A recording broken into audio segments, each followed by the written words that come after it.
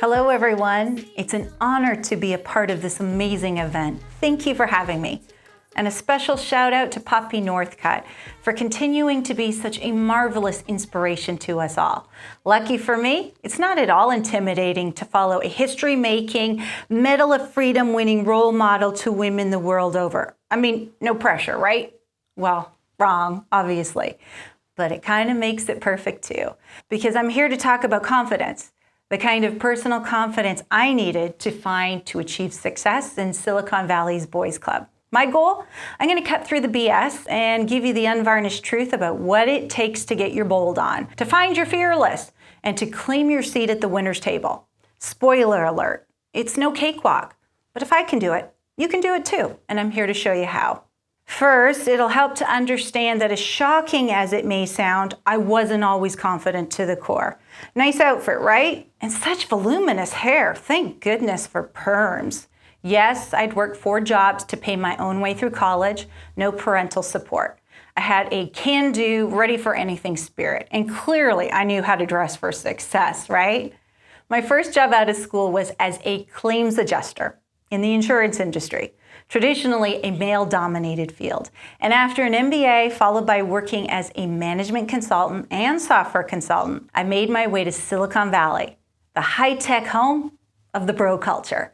While I started making strides, I wasn't what I'd call bold. Of course, in the early stages of your career, you're obviously at the bottom of the totem pole. Some days can feel downright soul-crushing for anyone, but for women, it can be a little tougher than it is for men. You work your butt off, often to be upstaged by men, many of whom don't always work as hard as you do, yet still seem to have the inside track. I learned something early on that left me in a perpetual state of WTF. You're a few years in, and you're in a meeting where you offer a brilliant solution to a serious business problem or technology issue, and crickets. A few moments later, a guy sitting across the table says the exact same thing. And it's like, brilliant, why hasn't anyone ever thought of that before? I was once in a software position and had written all of these thought leadership posts for the company blog. They'd already been published and were very well received. Somebody went in and took my name off the posts and replaced it with the name of a fellow in upper management. They took all my ideas and they put them under his name. Not cool, but I'm pretty sure many of you would also say, not uncommon. Years later, I was spearheading the development of a technology demo for a presentation at a huge industry conference, only to have it repackaged so a couple of guys could present it instead. Even as you climb the ranks, it's not uncommon to have the door going into management meetings start to close on you, as if surely you don't belong there. Well, no, I do belong here. For me personally, something changed about 5 years ago. I had this amazing moment of clarity that changed my life forever. In 2015, I'm in charge of a prospect evaluation of Guidewire, a fantastic company that develops solutions for the insurance industry. I've been there a decade and have played an integral role in the company's journey from startup to mature post-IPO success story. In a time when the tech industry was 99% male, I led the company's cross-functional team in closing the largest deal in its history. I kind of had it going on. Yet one day, this corporate COO came to our executive briefing center to learn more about our solutions. Despite the fact that I led the customer evaluation, he strides in, walks right past me to shake the hands with the sales rep, a guy. So I calmly introduced myself. Hello, I'm Laura Drabick, and I'll be facilitating the meeting today. And he looks at me as if he's waiting for me to get him coffee.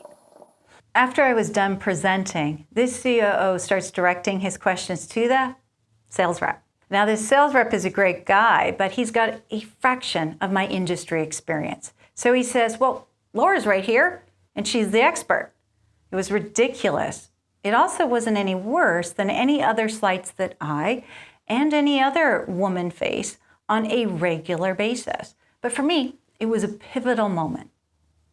I remember it like it was yesterday. That night after the briefing, I walk in my front door, I put my keys down, and I catch my reflection in the entryway mirror, and I think, things have got to change. No matter how small the incident, no matter how laughable the insult du jour, I can either continue to let these things chip away at my self-worth and my sense of belonging, or I can make changes that will eventually enable me to command the respect I deserve. It didn't happen overnight, and it certainly wasn't a picnic. But today these incidents don't happen to me anymore. I'm able to carry myself in a way that commands respect. My opinion is never discounted, and I'm seen as a leading authority in my company and in my industry. All because I had the temerity to take risks and start laying the groundwork for success. Which is why I'm so excited to be here with you today. I recognize that we all crave the opportunity to share our unique talents and make important contributions in bold and creative ways. We live and work in a time and place that are transforming industries and changing the world. Yet all too often, there can be what Forbes magazine has called a confidence gender gap. Study after study shows that men overestimate their abilities and performance while women underestimate their own, even when they're just as good as men at what they do. And it costs women invaluable opportunities, not for lack of competency, but from lack of confidence. Other studies show women who work in tech are interrupted in meetings more often than men. Remember the COO from the briefing center? It turns out 88% of women have had clients and colleagues direct questions to male peers that should have been addressed to them. And the contributions of female coders is second-guessed more often than men, unless the gender of the contributor is unknown. Little, if any, of this is overt sexism, but it is a kind of bias that, combined with our own self-criticism, can leave women feeling like we're not really good enough to be here, even when we are. But to get a seat at the table, it's not about resenting double standards or tallying up inequities. It's about overcoming them.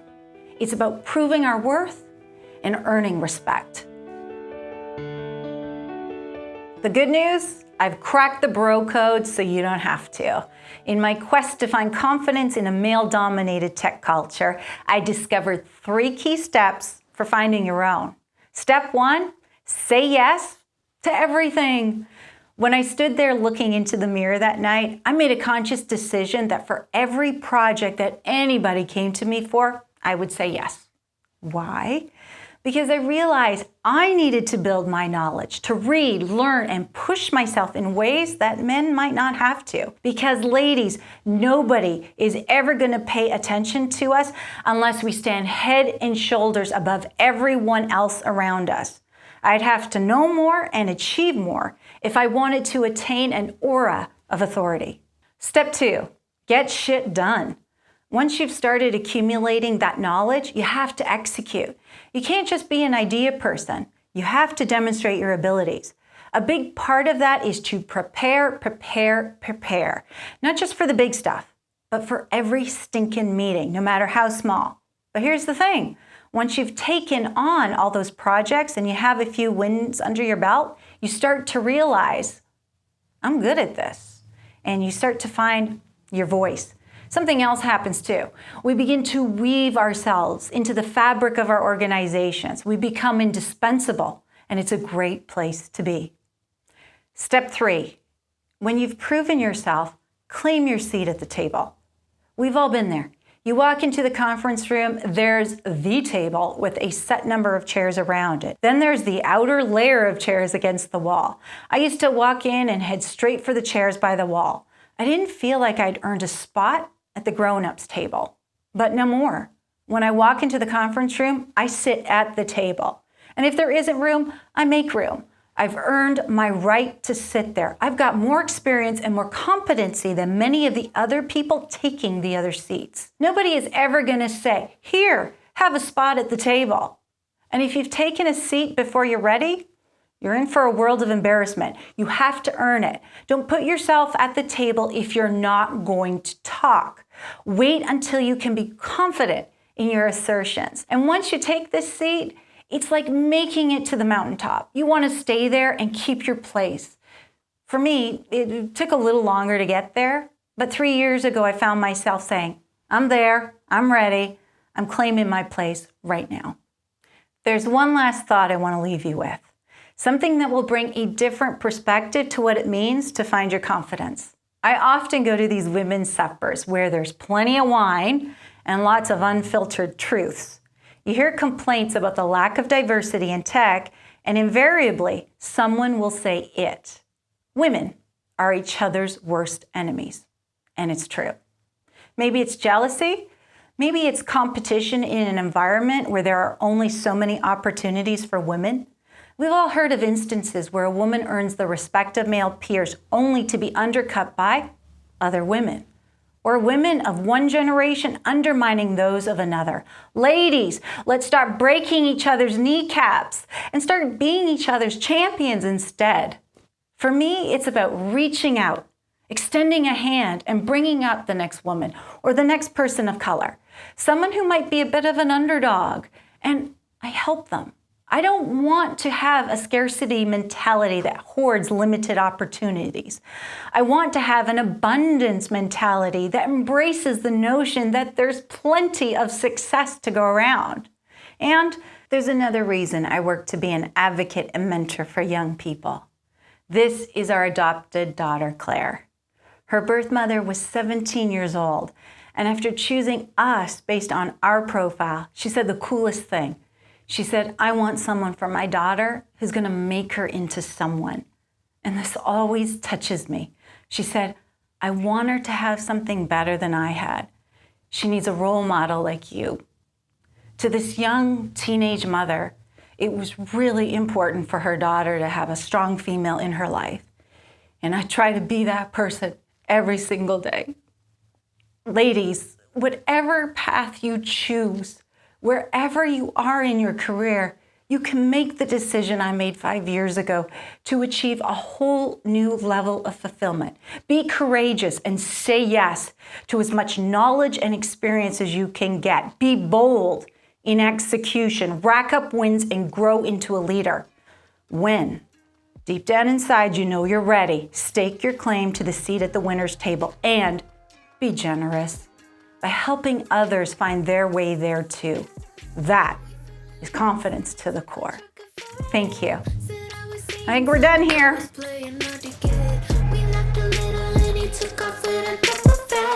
Thank you.